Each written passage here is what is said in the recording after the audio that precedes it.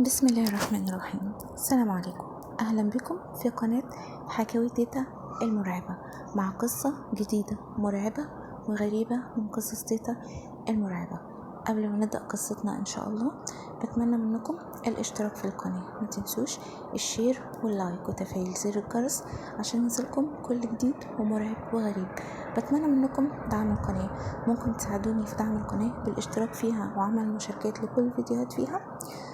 نبدأ قصتنا ونقول بسم الله ونصلي ونسلم على رسول الله. قصة النهاردة في سلسلة أجزاء عمل السفلي وسحر أسود. القصة دي حقيقية وحصلت بالفعل في محافظة الدقهلية في أحدى القرى هناك. القصة دي حصلت لعروسة وعريس في الريف المصري.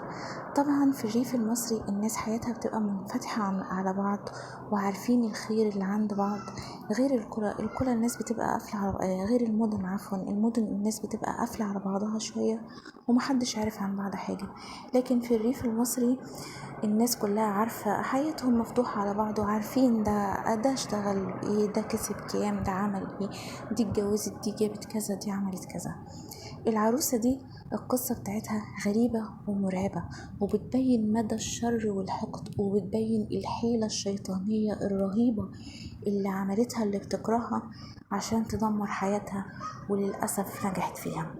القصة دي يا جماعة حصلت بالفعل، كملوا الفيديو للآخر عشان تشوفوا مدى الرعب ومدى الشر والحقد، وازاي ان ممكن حد يدخل بيتك لغاية عندك ويأذيك وانت مفكر ان هو بيهديك وان هو بيحبك، والعياذ بالله. ولد وبنت بيحبوا بعض جدا، قصة حب من وهم في ثانوي، يعتبر جيران والاهالي عارفة بعض وزمايل في المدرسة كمان. يعني هو كان يسبقها بحوالي 2 سنين بس كانوا مع بعض. كان بيحبها جدا واتعرض عليه عرايس كتير جدا، لكن هو كان عايزها وكان بيحبها، وهو الصراحة شاب جميل جدا ومحترم، يعني اي واحدة تتمناه لبنتها. وكان في بنات كتير برضو بيروحوا لمامته بالهدايا وبالحاجات وبتقربوا لها عشان يخطبها، وفي ناس كتير طبعا من قرايبه كانوا عايزينه يخطب بناتهم، لكن هو كان متمسك بالبنت دي جدا وبيحبها. وفعلا مامته ما كانتش عايزاها وكانت عايزة لها عروسة تانية، لكن هو فضل متمسك بيها وعايزها وخطبها رغم كل المشاكل اللي حصلت. وكتب الكتاب وودوا الفرش، ولغاية ما ودوا الفرش من هنا بدأ الرعب، من هنا بدأت المشاكل، من هنا بدأ الشيطان يدخل. فرشوا من هنا، لكن في حاجة غريبة، الناس كانوا متفاهمين جدا مع بعض، بس بمجرد ما دخلوا الشقة كل حس بضيق وحس بخنقة، حسوا بحر. بعد ما فرشوا خلاص خلصوا، يعني كان في بعض الرفايع بيودوها كل يوم، يودوا حاجة يفرشوها، بدأوا يروحوا يلاحظوا ان الفرشة متبهدلة، زي ما يكون في حد كان قاعد عليها. الفرشة متعفرة، لا دي مش زهوة شقة عروسة خالص، الشقة زي ما يكون مفروشة بقالها سنة. الحاجات كتير، ممكن يمسكوا الحاجة يبصوا يلاقوها اتكسرت، مش حاجة واحدة، ممكن طقم واحد يتكسر، ممكن وهما بيعلقوا هدوم يبصوا يلاقوا الهدوم شبكت في حاجة من الهوا كده اتقطعت.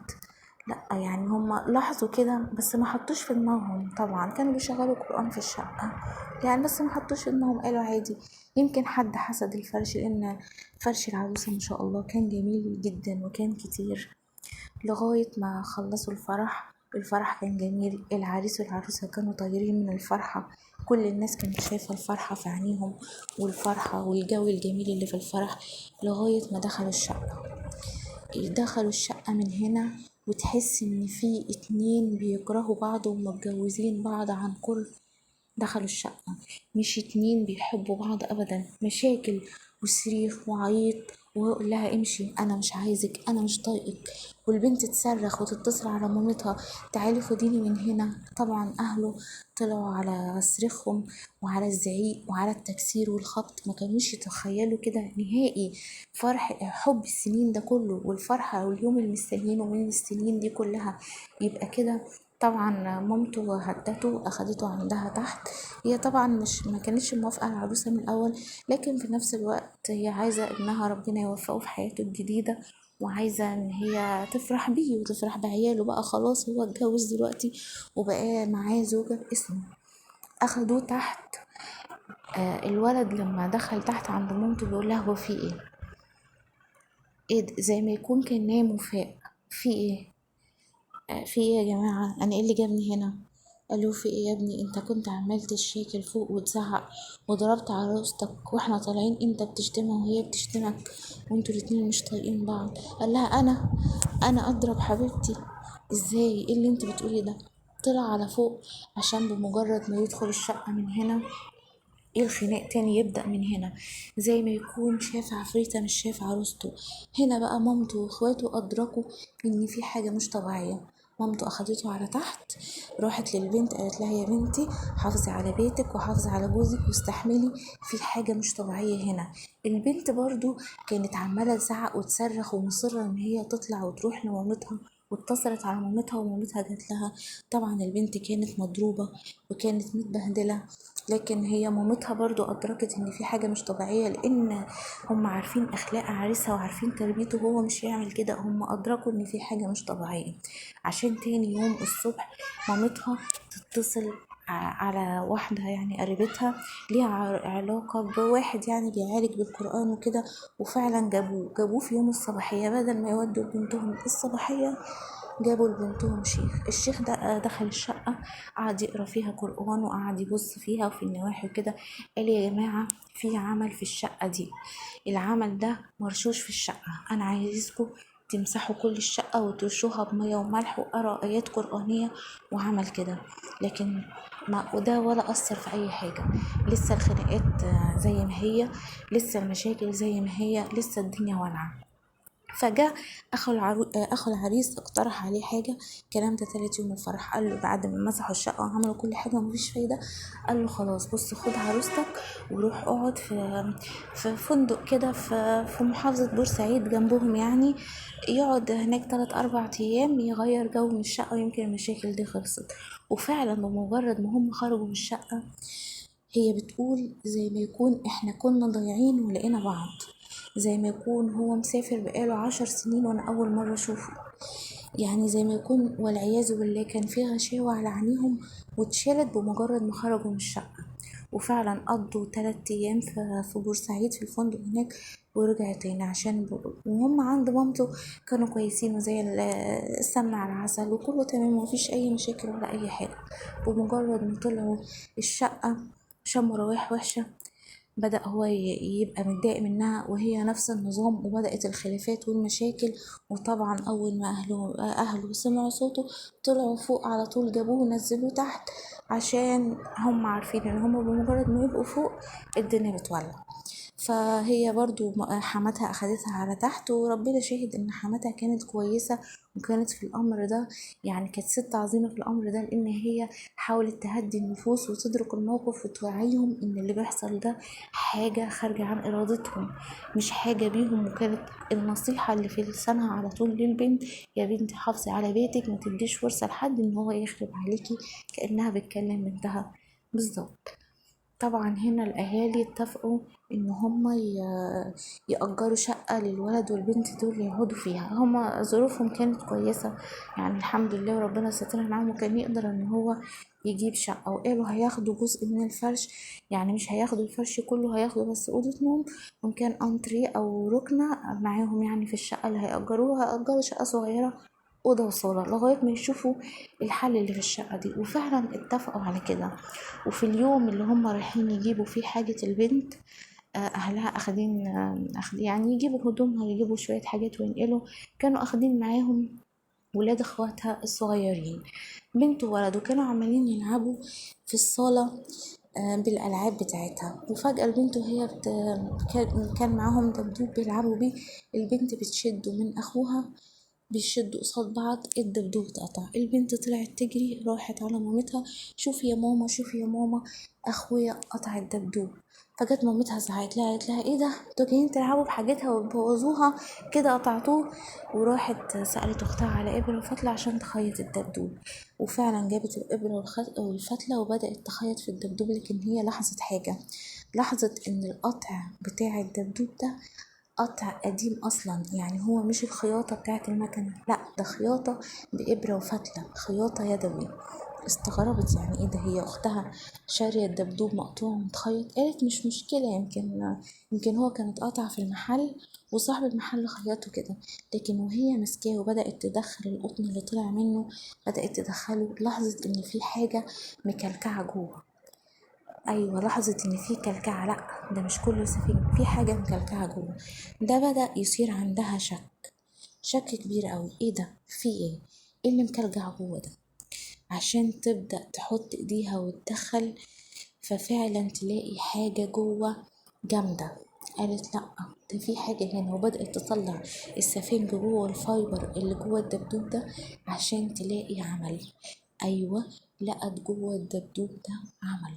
طلعت تجري البنت على مامتها وعلى أختها، الحقوا أنا لقيت عمل، أنا لقيت العمل اللي معمول لأختي في الدبدوب ده، في حد حطه في الدبدوب ده وهو جاي يزورها هنا. جت مامتها راحت على الدبدوب كده، قالت لها ايه ده، الدبدوب ده انت اللي شارياه؟ قالت لها لا يا ماما انا مش اشتريتوش. انت اللي شارياه يا بنتي؟ قالوا لها لا احنا مش عارفاه. فالبنت قالت لها يا ماما انا عارفه كل حاجه، انا شارياها، وانت كمان الدبدوب ده انا مش اشتريته، ده حتى هو شكله مش حلو.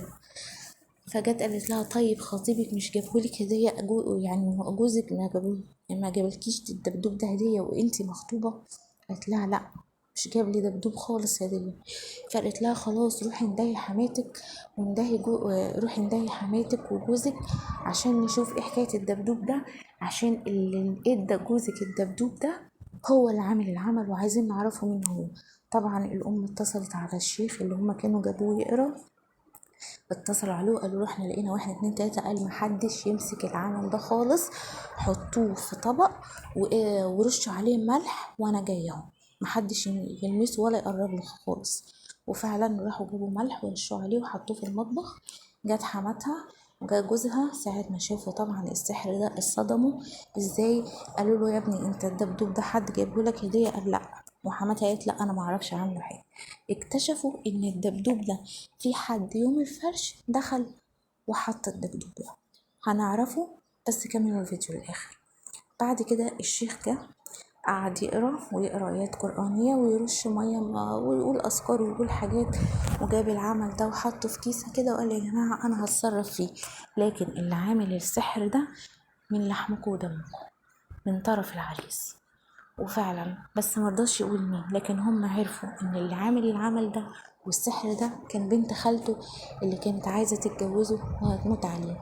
انتهزت يوم الفرش والناس بيفرشوا ودخلت حطت الدبدوب ده في الفرش، حطت الدبدوب ده بالسحر والعمل لابن خالتها. كانت عايزة تدمر حياة شاب وفتاة عشان هي عايزة تتجوزه، بس مش رضيت غير ربنا كتب ان هو مش من اسمتها ولا من نصيبها ولا ممكن ان هو يكون في خير ليها كمان.